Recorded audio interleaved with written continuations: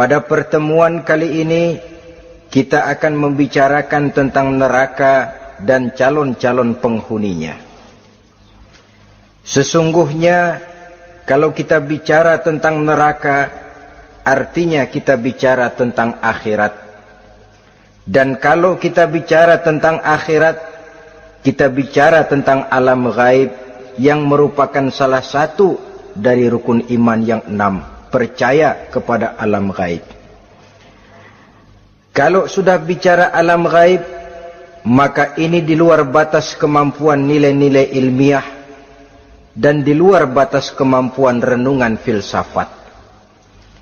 Ilmu pengetahuan akan buntu kalau sudah membicarakan alam gaib. Artinya, kehidupan di akhirat itu tidak bisa diteliti secara ilmiah. Filsafat pun akan ngambang kalau sudah membicarakan kehidupan di alam gaib. Karena itu kalau kita kembali kepada logika, jika kita ingin mengerti tentang caranya membuat bangku, kita pergi ke tukang bangku dan bertanya kepadanya. Kita ingin mengerti cara membuat mobil, kita pergi ke tukang mobil, ke bengkel mobil dan bertanya kepada ahlinya. Pun dalam urusan alam gaib, sudah sewajarnya kita kembali kepada penjelasan dari sang pencipta alam gaib, yakni Allah subhanahu wa ta'ala. Dan melalui kitabullah Al-Quranul Karim, Allah telah menjelaskan masalah-masalah gaib berupa kehidupan di sorga dan neraka itu secara jelas dan pasti. Dengan kata lain, di dalam membicarakan tentang neraka ini, yang menjadi dasar daripada pemikiran kita adalah rasa iman kepada Allah subhanahu wa ta'ala. Karena soal neraka tidak pernah bisa dibuktikan dengan ilmu pengetahuan. Tidak bisa diselidiki sebab orang yang sudah pulang ke sana pun tidak pernah kembali lagi kemari untuk kita tanya bagaimana hal ihwal keadaan di sana. Saudara-saudara kaum muslimin rahimakumullah. Neraka dalam istilah Quran selalu disebut dengan narun, yaitu suatu tempat di akhirat nanti yang wujudnya berupa api yang bergejolak, bernyala dengan teramat dahsyatnya, sehingga dapat mengelupaskan kepala setiap orang dan menjulang ke hati. Diriwayatkan oleh Imam Bukhari dan Muslim bahwa Rasulullah sallallahu alaihi wasallam pernah bersabda, "Narukum hazihi allati tuqiduna juz'un min 70 jazaan min harri jahannam." Qalu, "Wallahi in kanat lakafiyatun ya Rasulullah." Qala, "Fa innaha fadlat bi 69 jazaa." Apimu yang kamu pakai di dunia ini, kata Nabi, untuk memasak, untuk menyalakan lampu, api yang kau pakai di dunia ini cuma satu bagian kecil dari 70 kali bagian panasnya neraka jahanam. Sahabat waktu itu terperanjat lalu berkata, "Wallah, in kanat lakafiyatun ya Rasulullah." Ya Rasul, api di dunia ini saja sudah cukup untuk menghanguskan kami, untuk menghanguskan apa yang ada. Bersabda Rasulullah sallallahu alaihi wasallam, maka sesungguhnya api neraka itu dilebihkan panasnya dengan 69 kali daripada panasnya api di dunia ini. Jadi sepanas-panasnya api yang pernah kita rasakan di dunia ini, maka api di neraka nanti 69 kali lebih panas dari api yang kita rasakan paling panas di dunia. Hadis yang senada dengan penjelasan ini di samping Jawahirul Bukhari, kita bisa menemukannya dalam Mukhtasar Tazkiratul Qurtubi dan Mukhtasar Ibnu Abi Jamrah misalnya. Saudara-saudara kaum muslimin rahimakumullah. Sehingga boleh jadi seringan-ringan azab penduduk neraka di akhirat nanti, kata Nabi, seorang yang di telapak kakinya diletakkan kerikil neraka yang sangat kecil, lalu mendidih otaknya. Itu seringan-ringannya. Di tapak kakinya diletakkan kerikil neraka yang oleh karena panasnya lalu mendidih otaknya. Itu yang paling ringan, nggak apa-apa, cuma segitu aja. Di telapak kakinya ditaruh kerikil, otaknya lalu jadi mendidih karena menahan panas. Pantas kalau satu hari Luqmanul Hakim pernah memberikan nasihat kepada anaknya, kata beliau, "Anakku, kerjakanlah dosa seberapa kekuatanmu menanggung azab Allah, dan laksanakan ibadah seberapa hajat dan keperluanmu kepada Allah. Berapa banyak hajatmu kepada Allah, begitulah kamu harus beribadah. Kalau kamu merasa tidak berhajat dan tidak perlu apa-apa kepada Allah, ya tidak usah ibadah." Logikanya kan begitu. Saudara-saudara, dalam hidup ini ada nggak yang nggak perlu kepada Allah? Ada nggak? Seluruh kita memerlukan Allah. Karena itu Luqman betul dengan bahasa diplomatis, "Anakku, kerjakan ibadah seberapa hajatmu kepada Allah. Makin banyak hajatmu kepada Allah, makin banyak hendaknya kamu melaksanakan ibadah. Tapi kalau kamu sudah merasa bisa hidup tanpa Allah, persilahkan kamu tidak usah ibadah." Sebaliknya, kerjakan dosa seberapa kekuatanmu menanggung azab siksaan Allah. Kalau merasa sudah belajar ilmu kebal, kira-kira di neraka nanti nggak apa-apa, persilahkan kerjakan dosa sebanyak-banyaknya. Tapi kalau masih berpikir, gua mah jangan dibakar di neraka, nginjek puntung rokok, gua lompat. Kalau masih berpikir ke situ, ya hati-hati, saudara-saudara. Nah, sebagaimana surga, neraka pun ada pintu-pintunya. Dan yang melalui pintu-pintu itu sesuai dengan dosa yang dia kerjakan pada waktu kehidupannya di dunia ini. Jadi setelah manusia diadili, mereka kumpul di padang mahsyar beramai-ramai. Yang mendapat kitab di tangan kanan, yang selamat dari proses pengadilan, yang sudah nyata lebih banyak kebaikannya daripada kesalahannya, wajah mereka berseri-seri. Tapi yang rapotnya merah, yang timbangannya lebih banyak kejahatannya, mereka mukanya udah pada gulem. Di tengah itulah kedengaran pernyataan dari Allah Subhanahu wa ta'ala, "Salamun qaulan min Rabbir Rahim." Ada ucapan selamat dari Allah, Tuhan yang Maha Pengasih dan Maha Penyayang. "Salamun alaikum." Selamatlah kamu, wahai orang-orang yang kelak akan sampai ke surga. Yang lulus di pengadilan dapat ucapan selamat dari Allah. Tapi pada saat itu juga Allah mengatakan, "Wamtazul yawma ayyuhal mujrimun." Pada hari ini, semua orang-orang yang kurang ajar, supaya minggir. "Wamtazul yawma ayyuhal mujrimun." Orang-orang yang durjana, kelompok durhaka, para pembuat dosa, misah hari ini, minggir semuanya. Kamu akan digiring ke dalam neraka. Saudara-saudara kaum muslimin rahimakumullah. Baik mereka yang akan menuju surga, baik mereka yang akan masuk ke dalam neraka, sama melintasi satu jembatan yang melintang di atas neraka. Dalam surah Maryam ayat 71 dan 72, walaupun jembatan itu tidak digambarkan secara jelas, tapi kita temukan penjelasan Allah sebagai berikut. "Wa inna minkum illa wariduha, kana ala rabbika hatman maqdiyya, thumma nunajjil lazina taqaw, wa nazaru zalimina fiha jasiyya." Saudara-saudara, dan tidak ada setiap orang pun kecuali mereka akan melalui api neraka itu. Adapun orang-orang yang bertakwa, mereka diselamatkan oleh Allah. Sedangkan orang-orang yang zalim, mereka terlempar ke dalam jurang neraka. Nah, itu yang dinamakan dengan sirat.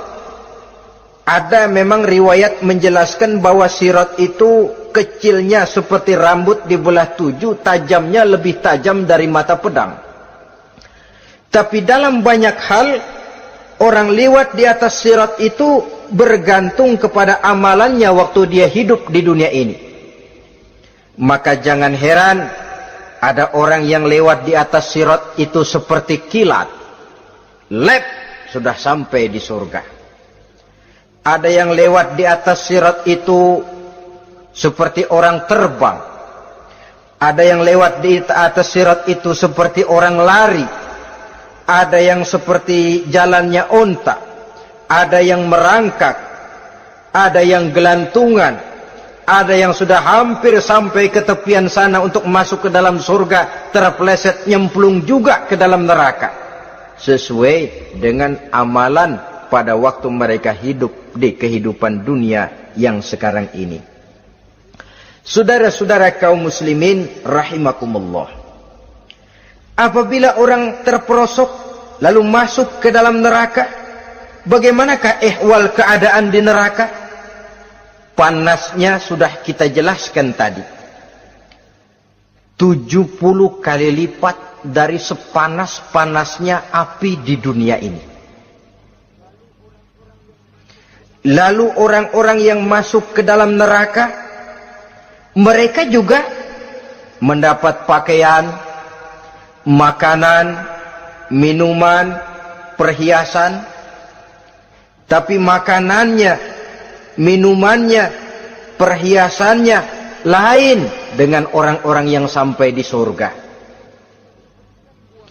Mereka juga diberikan buah-buahan, sebab di neraka juga ada pohon. Namanya pohon zakum. Buahnya duri dari api. Dan itu yang akan jadi lalap makanannya orang-orang neraka. Di dalam surah As-Saffat ayat 64-65 Allah subhanahu wa ta'ala menjelaskan, innaha syajaratun takhruju fi aslil jahim tal'uha ka'annahu ru'usus sayatin. Sesungguhnya pohon zakum itu adalah satu pohon yang akarnya keluar dari dasar neraka, yang buahnya seperti kepala setan. Ini sudah untuk bahasa yang sangat menyeramkan ini. Pohon itu tumbuh dari dasar neraka, buahnya mirip kepala setan.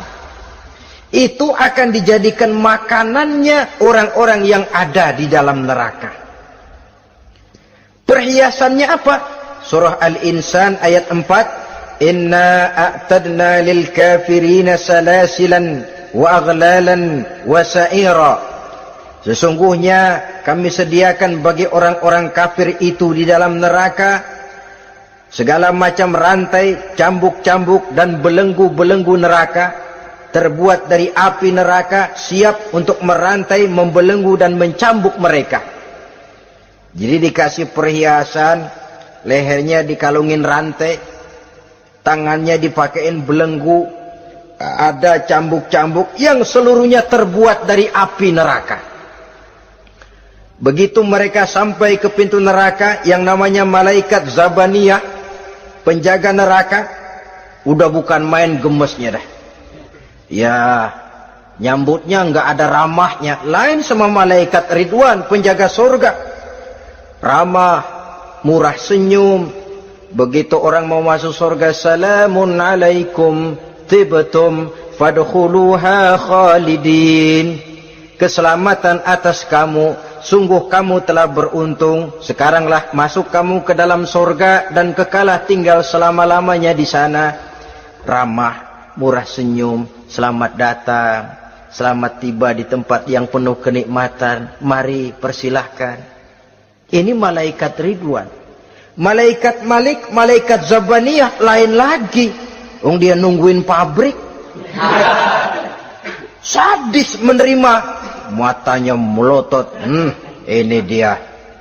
Manusia-manusia kurang ajar yang waktu di dunia sudah datang para rasul, sudah turun agama, sudah datang Al-Quran, tapi belagak pilon. Sini loh, nih rantai, belenggu, lalu dirangkeng, dimasukkan ke dalam neraka. Na'udzubillah, summa na'udzubillah. Saudara-saudara, lalu terpikir oleh kita, kalau begitu panasnya api neraka, sekali lempar orang terus mati dong. Ya enak kalau boleh begitu sih. Begitu dilempar ke neraka terus mati, enak. Ternyata tidak. Kepedihan neraka adalah kepedihan yang kekal dan terus menerus. Tidak satu saat pun orang-orang di dalam neraka pernah merasakan kesenangan. Tidak sesaat pun. Kali semenit kayak ngasok, enggak, terus menerus berada dalam kepedihan yang tiada tara. Al-Quran menjelaskan, kullama nadijat juluduhum baddalnahum juludan ghairaha. Apabila hancur kulitnya, kami ganti dengan kulit yang baru. Supaya apa? Liyazukul azab, biar dia rasain azab. Tuh, rasain dulu. Hancur kepalanya, buletin lagi, hancur kulitnya, bikin lagi, berantakan isi perutnya, disempurnakan lagi, digiling lagi. Terus menerus begitu, tidak sedetik pun penduduk neraka itu pernah mengalami istirahat. Barangkali pakai jam istirahat lumayan, ini enggak ada. Ada bel, kleneng, istirahat, azab dicabut. Tidak. Terus menerus dan selalu begitu. Satu detik saja pun mereka tidak pernah istirahat dari siksaan dan azab yang mereka terima. Saudara-saudara kaum muslimin rahimakumullah. Lalu bagaimana keadaan mereka? Ada orang-orang di dalam neraka itu yang dikenakan pakaian dari api neraka. Luar biasa. Dikasih pakaian dinas dari api. Kemudian kepalanya dituangi air yang sedang mendidih, yang dengan tuangan air itu dihancur luluhkan segala isi perutnya dan kulit-kulitnya. Setelah itu mereka dicambuk dengan cambuk-cambuk dari besi. Apabila mereka hendak keluar dari neraka, mereka dicampakkan kembali ke dalamnya dan dikatakan kepada mereka, rasakan siksaan yang membakar ini. Dalam surah Al-Hajj ayat 19 sampai 22 kita bisa simak firman Allah Subhanahu wa taala. Fallazina kafaru qutti'at lahum siyabun min nar yusabbu min fawqi ru'usihimul jahim yus'aru bihi ma fi butunihim wal julud walahum maqami'u min hadid kullama aradu an yakhruju minha min ghammin u'idu fiha wa zuqu azabal hariq. Na'udzubillah summa na'udzubillah. Diberikan pakaian dari api, melolong, menyayat dia, memilukan, merintih dan meraung-raung. Lalu kepalanya diguyuri dengan air yang sangat mendidih. Hancur luluh isi perutnya. Masih dicambuk lagi dengan cambuk-cambuk dari besi. Mereka merambat. Mereka meraung. Mereka hendak lari. Mereka ingin keluar dari neraka. Tapi tiap kali mereka merambat ingin keluar, ditarik lagi. Kalau ucara kita, ayo, mau kemana lo? Apa kata malaikat penjaga neraka? Zuku azabal hariq. Rasa ini makan pencarian lo waktu di dunia. Saudara-saudara, lalu ada pula siksaan penduduk neraka itu, di mana dahi, lambung dan punggung mereka dipanggang dengan api neraka. Allah Karim. Kita di dunia ini tertusuk paku saja waktu berjalan sudah bukan main pedihnya. Tertusuk duri saja sudah bukan main pedihnya. Ini punggungnya, lambungnya macam disate, dipanggang dari api neraka. Dalam At-Taubah ayat 35 kita temukan firman Allah, fi nari jahannama fatukwa biha hibahuhum wa junubuhum wa zuhuruhum. Na'udzubillah summa na'udzubillah. Kemudian ada pula penduduk neraka itu yang disiksa, lehernya diikat dengan rantai. Mereka spontan diseret-seret dengan sekeras-kerasnya dan dilemparkan ke dalam lautan air yang sedang mendidih. Kemudian mereka dibakar dalam api yang bergejolak dan menyala-nyala. Pada surah Al-Mu'min ayat 71 dan 72, Allah Subhanahu wa taala menjelaskan, izil aghlalu fi a'nakihim wassalasil yushabuna fil hamim summa fin nari yusjarun. Ketika belenggu dan rantai dipasang di leher mereka supaya mereka diseret ke dalam air yang sangat panas, kemudian mereka dibakar dalam api. Ada lagi penduduk neraka yang dipegang jambulnya lalu diseret ke tengah-tengah neraka, kemudian kepalanya digerujuki dengan air yang mendidih seperti yang dijelaskan dalam surah Ad-Dukhan ayat 47 dan 49. Pendeknya, azab dan siksaan neraka itu sesuailah dengan amalan dosa yang dikerjakan manusia pada waktu kehidupan di dunia ini. Maka dalam puncak perjalanan Mi'raj misalnya, kepada Rasulullah sallallahu alaihi wasallam diberikan berbagai macam penglihatan sebagai contoh dan tamsil dari kehidupan di dunia ini. Sejak dari penglihatan di jalan sampai kepada penglihatan surga dengan segala kenikmatannya dan neraka dengan seluruh azabnya, seluruhnya merupakan contoh teladan. Misalnya dalam perjalanan ketika hendak Mi'raj itu, sebelum berangkat Rasul disodorkan 2 minuman. Segelas berisi arak, segelas lagi berisi susu. Kata malaikat Jibril, ambillah salah satu minuman itu ya Muhammad. Lalu Rasul dengan tidak ragu-ragu, mantap betul beliau mengambil gelas yang berisi susu, lalu beliau minum. Setelah beliau minum itu, malaikat Jibril berkata, "Shaddaqta ya Muhammad." Engkau telah benar Muhammad. Laqad asabtal haqq, pilihanmu tepat. Kenapa ya Jibril? Untung susu yang kamu minum Muhammad. Kalau arak yang kamu ambil, pasti umatmu bakal jadi umat yang teler semua. Ini pun satu contoh buat kita semua, bahwa dalam kehidupan kita selalu berhadapan dengan susu dan arak, berhadapan dengan hak dan batil, berhadapan dengan benar dan salah. Maka hati-hati kita jangan sampai salah pilih karenanya. Lalu yang ada kaitannya dengan persoalan kita, penglihatan yang diberikan Allah kepada beliau di neraka. Beliau melihat sekelompok orang dilontari kepalanya dengan batu dari api neraka. Tiap kali dilontari kepala itu hancur berkeping-keping, berantakan otaknya, lalu dibulatkan kembali.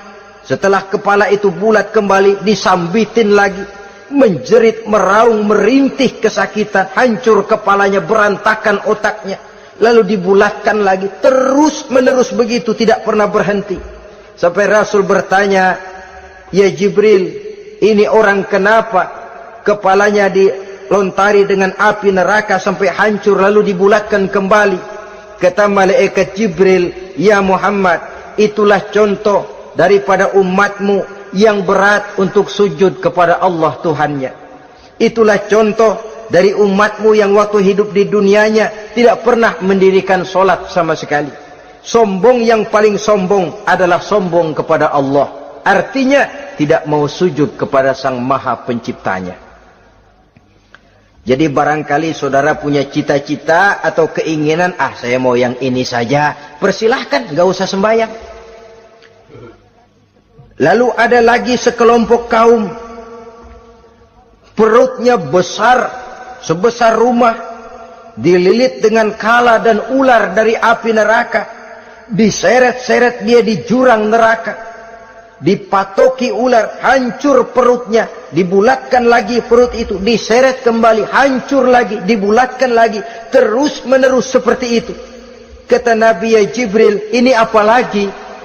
Kata malaikat Jibril, "Wahai Muhammad, inilah contoh daripada umatmu yang waktu di dunia suka makan riba alias renten dan suka makan harta anak yatim, suka ngobyekin anak yatim, sok jadi pengasuh anak yatimnya lapar, pengasuhnya yang pada kenyang. Saudara hadirin yang saya muliakan, orang yang makan riba alias renten, orang yang makan harta anak yatim, begitu gambaran yang diperlihatkan kepada baginda Rasulullah sallallahu alaihi wasallam. Sebagian lagi ada penduduk neraka yang kukunya terbuat dari tembaga dari api neraka, panjang sangat kukunya itu, lalu mencakar-cakar mukanya sendiri, hancur mukanya, berantakan, dicakari oleh kukunya itu, lalu dibulatkan lagi, dicakar lagi, hancur lagi, dibulatkan lagi. Pengangguran benar nih orang, muka sendiri dicakarin sendiri. Ya Jibril, ini tamsil apa Jibril? Ya Muhammad, itulah contoh dari umatmu yang pada waktu di dunianya nggak pernah rukun sama sesama saudaranya muslim, suka nyari aib orang lain, suka ngejelekin orang lain, padahal orang lain itu saudaranya seakidah. Kan sama dengan nyakar muka sendiri namanya, menepuk air di dulang, terpercik muka sendiri. Kejelekan saudaranya dikorek-korek, aib saudaranya diobral di pasar umum. Orang macam itu nanti tangannya akan tumbuh kuku panjang dari tembaga yang akan mencakar dan mengoyak-ngoyak mukanya sendiri. Itu kita bisa lihat nanti. Oh, ini yang waktu di dunia suka ngorek-ngorek kesalahan orang tuh, lagi pada nyakarin mukanya. Oh, begitu. Saudara-saudara kaum muslimin rahimakumullah.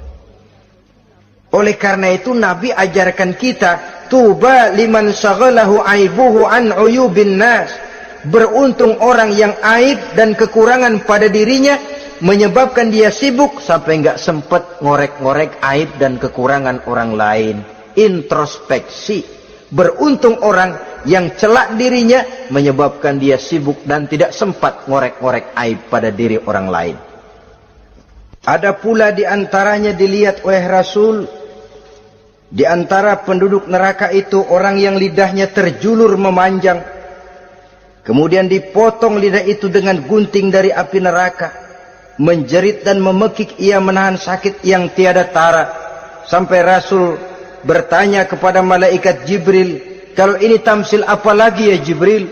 Kata malaikat Jibril, wahai Muhammad, inilah contoh dari umatmu, orang-orang yang waktu di dunia tidak pandai menjaga lidahnya, suka menggunjing orang, suka memfitnah orang, suka ghibah dan namimah, suka ngomongin orang di belakang yang bersangkutan. Maka hari ini lidahnya menjulur menjadi panjang dan dipotong dengan gunting dari api neraka. Lalu Rasul juga melihat sekelompok orang perempuan tergantung rambutnya dari gantungan api neraka, kemudian dipanggang dari duburnya sampai ke atas kepalanya dengan tombak dari api neraka, meraung dan merintih serta mengeluarkan nanah dari kemaluannya. Rasul bertanya, ini apa lagi ya Jibril? Kata malaikat Jibril, inilah perempuan yang waktu di dunia tidak pandai menjaga kehormatan dirinya, ahli zina dan tukang umbar. Saudara-saudara kaum muslimin rahimakumullah, banyak lagi tamsil-tamsil yang dicontohkan dalam puncak perjalanan Mi'raj yang seluruhnya merupakan peringatan bagi kita umat Rasulullah sallallahu alaihi wasallam. Nah, kemudian sekarang marilah kita bicarakan neraka itu satu demi satu. Yang pertama, dan ini yang paling dikenal orang, neraka Jahannam atau naru Jahannam. Siapa yang dijelaskan Allah akan menjadi penghuni neraka Jahannam ini? Pertama dalam surah Al-Ankabut ayat 68. Wa man azlamu mimman iftara 'ala Allahi kadziban aw kadzdzaba bil haqqi lamma ja'ahu alaysa fi jahannam maswal lil kafirin. Adapun orang-orang yang zalim kepada Allah, mendustakan ayat-ayat Allah dan mendustakan kebenaran setelah datang kebenaran itu, bukankah neraka jahanam merupakan tempat kembali bagi orang-orang kafir? Jadi dalam Al-Ankabut ayat 68 ini dijelaskan, penduduk neraka jahanam itu pertama adalah orang-orang kafir. Siapa orang kafir? Menurut keyakinan akidah kita, setiap orang di luar Islam adalah kafir. Kemudian yang kedua dalam surah Al-Hijr ayat 42 dan 43, penduduk neraka jahanam itu, inna ibadi laisa laka alaihim sultanun illa man ittaba'aka minal ghawin wa inna jahannama la maw'iduhum ajma'in. Sesungguhnya hamba-hambaku tidak akan bisa kamu kuasai, hai iblis, kecuali mereka yang mengikuti tipu dayamu. Sesungguhnya neraka jahanamlah tempat mereka seluruhnya. Kalau kita perhatikan ayat ini, maka penghuni neraka jahanam yang kedua adalah para pengikut setan. Para pengikut setan dengan seluruh ajaran-ajaran yang dilancarkan oleh setan. Padahal pada saat hendak masuk neraka, setan jelas cuci tangan. Tugasnya cuma bagaimana mencari pengikut sebanyak-banyaknya yang akan nemenin dia di neraka nanti. Tapi pada saat orang digiring ke dalam neraka, setan cuci tangan. Mungkin orang menuntut, setan, gue ngikutin lu, sekarang kenapa jadi kemari? Nah, gue bilang juga apa? Kata setan, gue bilang juga apa, lu kenapa ngikutin? Dan setan ini menebar ranjau dalam segala bentuknya, dengan segala macam caranya. Para pengikut setan yang menjauhi tuntunan agama, memperturutkan hawa nafsunya. Setan membisiki manusia lewat minuman keras, setan masuk manusia lewat judi, lewat zina, lewat kenikmatan yang melalaikan orang dari kehidupan akhirat dan selanjutnya, dengan segala macam jalan. Kadang-kadang dalam ibadah setan juga masuk. Kalau tidak ditimbulkannya takabur, ditimbulkannya sikap ujub dalam diri kita. Timbul rasa diri lebih benar dari orang lain, dan ini jelek. Timbul rasa nganggap enteng orang lain, itu kan ujub, nggak dikelihatannya orang, cuma hatinya aja ngomong sendirian. Kalau gue lihat di kampung ini nggak ada yang kayak gue. Bayangnya kayak ibadahnya kayak udah aing pang paling nak yo di dia. Itu juga bisikan iblis, dan dia tidak segan-segan mengaku jadi Tuhan iblis itu. Dan ini diceritakan dalam kehidupan Sayyidus Syekh Abdul Qadir Jailani. Ketika beliau sedang ibadah di mihrab dalam masjid, datang seberkas sinar. Sinar itu ngomong, ya Abdul Qadir ana rabbuk. Hai Abdul Qadir, aku Tuhanmu, kata cahaya tadi. Sudah cukup kamu ibadah Abdul Qadir. Sembayangmu udah banyak, puasamu udah banyak, jihadmu cukup. Maka mulai sekarang berhenti dah ibadah. Aku bolehkan kepada kamu segala yang dilarang. Cuma yang didatangi Syekh Abdul Qadir. Sehingga mendengar cahaya tadi ngomong begitu, beliau ambil kasut sendal, disambitnya cahaya tadi, izhab ya la'in. Pergi, laknat terkutuk, iblis kamu. Masa saya disuruh berhenti sembahyang karena hati saya sudah baik? Kalau hati sudah baik lalu boleh berhenti sembahyang, mestinya yang paling dulu berhenti sembahyang Nabi Muhammad, sebab beliau orangnya paling baik. Tapi Nabi hatinya baik, sholat jalan terus, hukum halal haram berlaku. Ini kadang-kadang orang sekarang baru ibadah dikit banget merasa dapat bisikan katanya, wangsit. Ya berhenti sembahyang madep mulu, nah madep ngudek sembahyang. bikin ajaran yang aneh-aneh.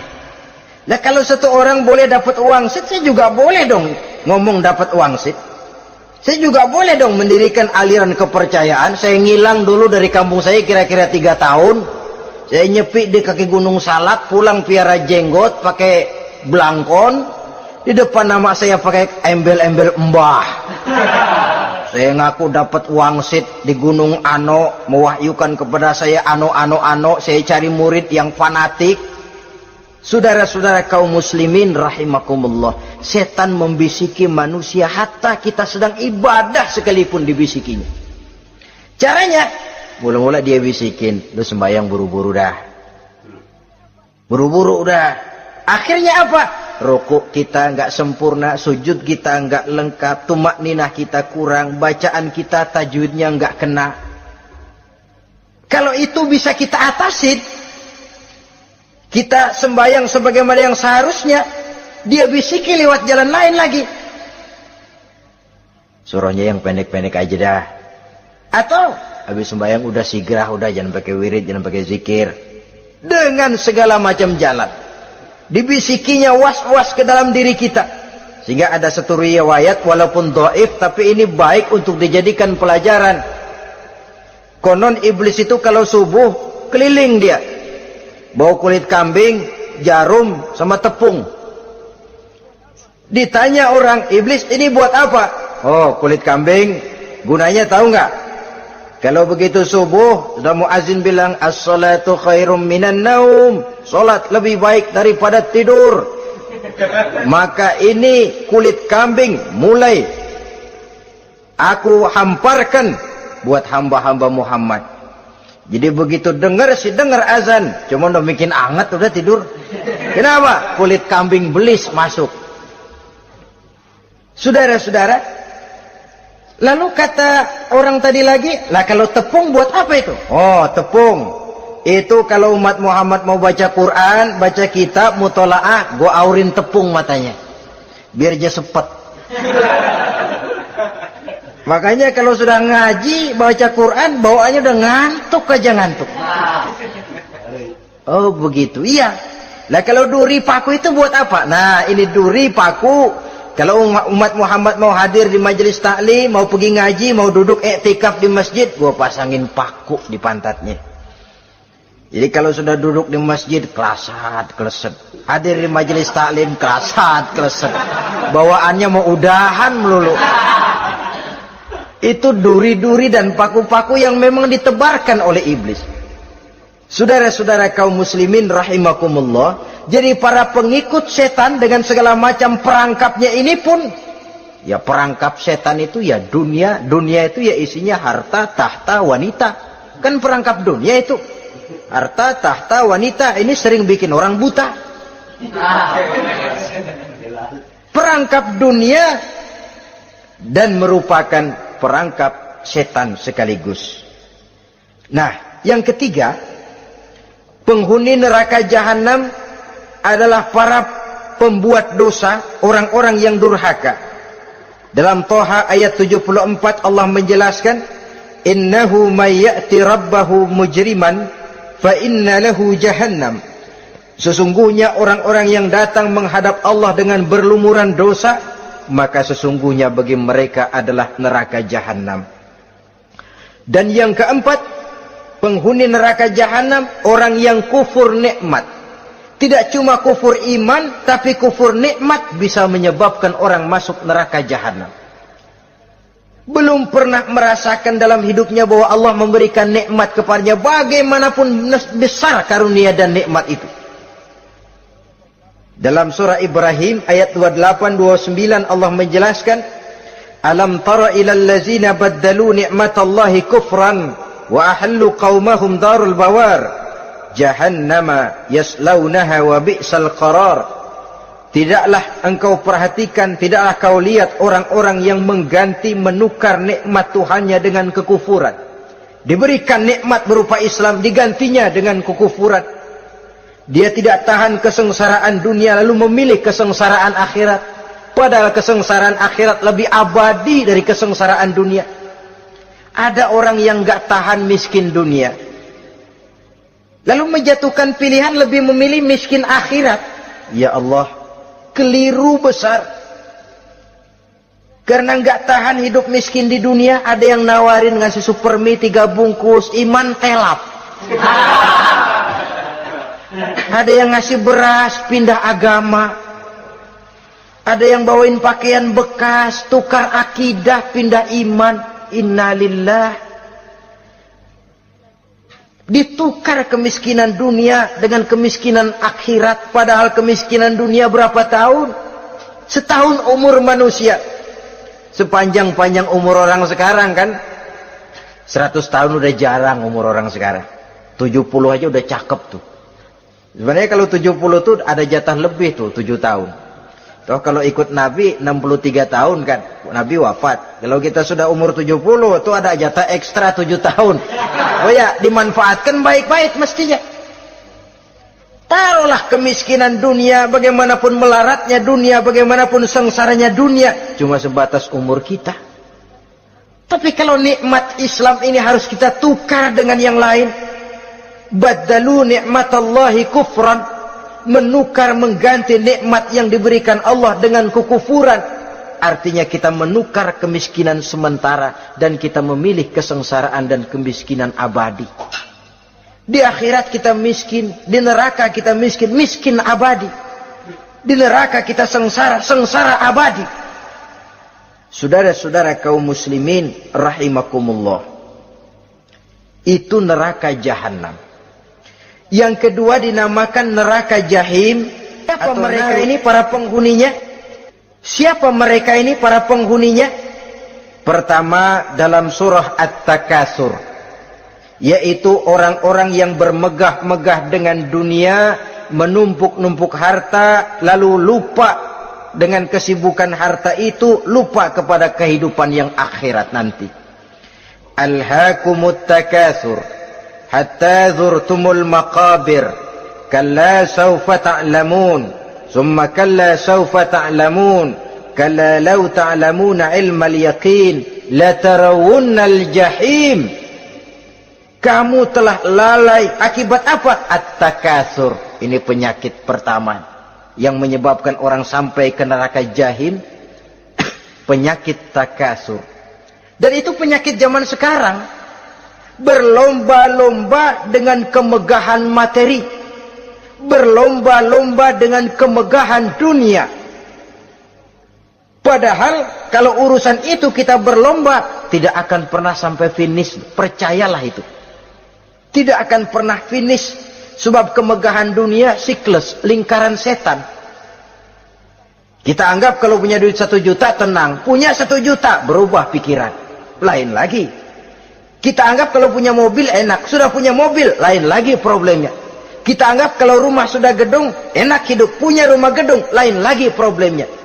Makanya pesan Nabi kalau ingin hidup tenang, urusan dunia lihat ke bawah, urusan akhirat lihat ke atas. Sering dicontohkan kalau punya mobil, bilang alhamdulillah kita punya mobil, tangga kita cuma punya motor. Kata yang punya motor, syukur banget kita punya motor, tangga kita punya sepeda doang. Kemana-mana kekejek mulu. Dayung. Kata yang punya sepeda, alhamdulillah kita punya sepeda, tetangga kita cuma jalan kaki, kemana-mana ngetuk mulu. Kata yang jalan kaki, alhamdulillah masih bisa jalan, tangga kita sebelah lumpuh bertahun-tahun nggak kemana-mana. Kata yang lumpuh, alhamdulillah masih hidup, tangga kita kemarin mati nggak balik lagi. Itu dalam urusan dunia. Sehingga sifat takasur ini hilang. Tapi urusan akhirat, lihat ke atas.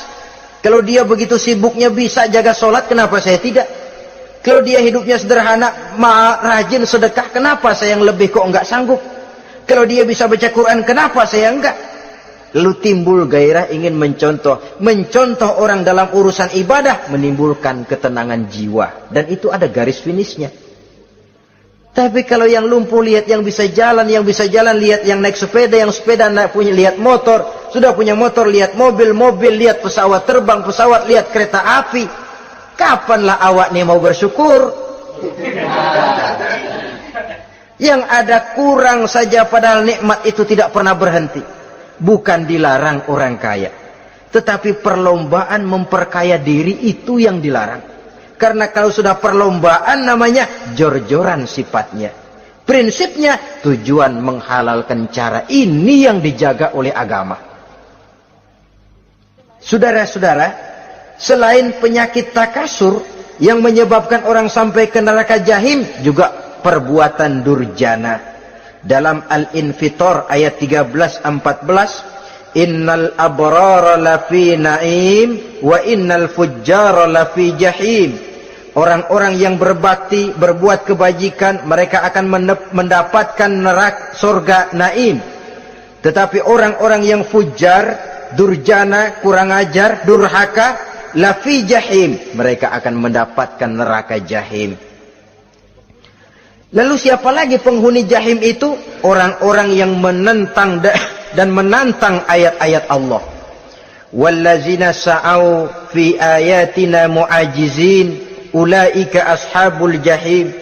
Dan orang-orang yang berusaha menantang ayat-ayat Allah sehingga melemahkan orang-orang yang mau mengikuti rasul-rasul Allah.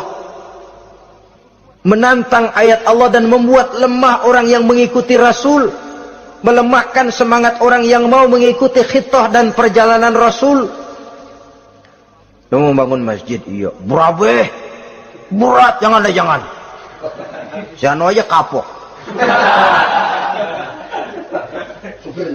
Majelis taklim, pahit. Ngaji, berat, melemahkan ini. Sudah dia rusak, merusak lagi. Kalau rusak kan cuma sendirian. Ini tidak, sudah rusak, merusak. Mu'ajizin, melemahkan orang-orang yang mau mengikuti ayat-ayat Allah. Dan itu tidak jarang zaman sekarang ini. Orang yang melemahkan semangat kita dalam berjuang menegakkan kebenaran. Kita yakin Islam agama yang benar, kita yakin Islam agama yang sempurna. Ada saja orang yang melemahkan semangat kita, yang berteori bahwa ada ayat-ayat Quran yang tidak relevan lagi dengan situasi dan kondisi, yang berteori bahwa Nabi Muhammad cuma sebagai manusia biasa yang tidak terlepas kemungkinan dari salah. Pendeknya melemahkan nilai-nilai semangat kita untuk memperjuangkan Islam ini. Ini pun termasuk mu'ajizin. Mereka akan menemukan nanti di akhirat kapling di dalam neraka yang dinamakan neraka jahim. Na'udzubillah summa na'udzubillah. Yang ketiga, saudara-saudara, di antara nama neraka itu adalah neraka hawiyah. Siapa penghuni neraka hawiyah ini? Dalam surah Al-Qari'ah ayat 8-11 dijelaskan secara simpel, wa amma man khaffat mawazinuhu fa ummuhu hawiyah. Adapun orang-orang yang ringan timbangan kebaikannya, maka tempatnya adalah neraka hawiyah. Artinya orang ini lebih berat timbangan kejahatannya, sedikit kebaikannya, sehingga jadi ringan di timbangan akhirat nanti. Solat, puasa, zakat, tapi dosa yang dikerjakan masih lebih banyak ketimbang kebaikan yang dikerjakannya itu. Maka orang semacam ini apabila tidak mendapat syafaat, maka dia akan masuk ke dalam neraka yang namanya neraka hawiyah. Lalu yang keempat, neraka wail. Dalam surah Al-Ma'un ayat 1-7, garis besarnya yang mendapat neraka wail adalah para pendusta agama. Siapa sih pendusta agama itu? Ara'aita allazi yukazzibu bid-din. Tidakkah kamu lihat siapa orang-orang yang mendustakan agama? Mendustakan agama. Beragama tapi bohong. Solatnya bohong. Hajinya bohong. Puasanya bohong. Mendustakan agama. Siapa mereka? Fadzalikal ladzi yad'ul yatim. Pertama, orang yang suka menghardik anak yatim. Anak yatim yang lemah, anak yatim yang tidak berdaya, yang hidup dipayungi kemiskinan dan kekurangan, bukan ditolongnya, malah dihardiknya. Jangan lupa, saudara yang sudah 2-3 kali pergi ke Makkah, saudara yang khusyuk dalam sujudnya, saudara yang mantap dalam puasanya, mungkin saja bisa terhalang masuk ke dalam surga. Karena di samping rumah saudara ada anak yatim merintih menahan lapar dan haus. Saudara tahu, saudara mampu, tapi saudara diam saja, tidak mau mengulurkan tangan. Mungkin itu yang akan mengganjal saudara untuk masuk ke dalam surga. Wala yahuddu ala tu'amil miskin. Mereka membiarkan fakir miskin, tidak memberikan makan. Kemudian fawailul lil musallin. Mereka juga melalaikan solat. Allazina hum an solatihim sahun. Allazina hum yura'un. Mereka juga riak di dalam amalnya. Saudara hadirin kaum muslimin rahimakumullah, melalaikan solat, kemudian riak dengan amalnya, termasuk amalan solatnya. Kalau jadi imam, bahasanya dibuat sepasih-pasihnya, surahnya yang panjang-panjang, paling pendek sabbihis sama wadduha. Tapi kalau solat sendirian cukup qul huwallahu ahad sama inna a'toinakal kautsar. Hilang lagi nilai keikhlasannya. Dan terakhir, mereka enggan untuk membayar zakat. Yang memenuhi ciri-ciri inilah yang dikatakan sebagai pendusta agama. Menghardik yatim, membiarkan fakir miskin, melalaikan solat, riya, dan enggan membayar zakat. Mereka divonis mendapat neraka wail, seperti dalam surah Al-Ma'un ayat 1 sampai dengan 7. Saudara-saudara kaum muslimin rahimakumullah. Yang kelima, neraka sa'ir. Neraka sa'ir ini pertama buat mereka yang memakan harta yatim. Kalau tadi tidak mau membantu, ini malah membantu tapi tujuannya malah ngobyekin anak yatim. Mereka yang memakan harta yatim, dalam An-Nisa ayat 10, innal ladzina ya'kuluna amwalal yatama zulman innama ya'kuluna fi butunihim nara wa sayaslawna sa'ira. Sesungguhnya orang-orang yang memakan harta anak-anak yatim dengan zalim, mereka sebenarnya telah memakan neraka, memasukkan api neraka ke dalam perutnya. Mereka akan dilontarkan ke neraka sa'ir.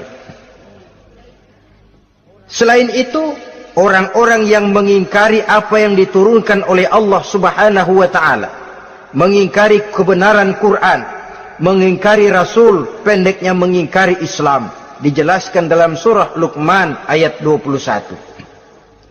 Yang keenam, saudara-saudara, yang dinamakan dengan neraka laza namanya. Pertama, untuk pembangkang dan orang yang menjauhi agama. Yang kedua, orang yang berpaling dari kebenaran. Dan yang ketiga, orang yang suka menumpuk-numpuk harta dan menyimpannya, tidak mau membayar zakat, infak, apalagi sedekah. Ini kita temukan penjelasannya dalam surah Al-Ma'arij ayat 15 dan 17. Yang ketujuh dinamakan neraka Sakor. Siapa penghuni neraka Sakor ini? Pertama, orang yang tidak pernah sholat. Yang kedua, tidak pernah memberi makan orang-orang miskin. Yang ketiga, ahli membicarakan yang batil. Strategis betul dia, ulung kalau sudah mengatur kebatilan.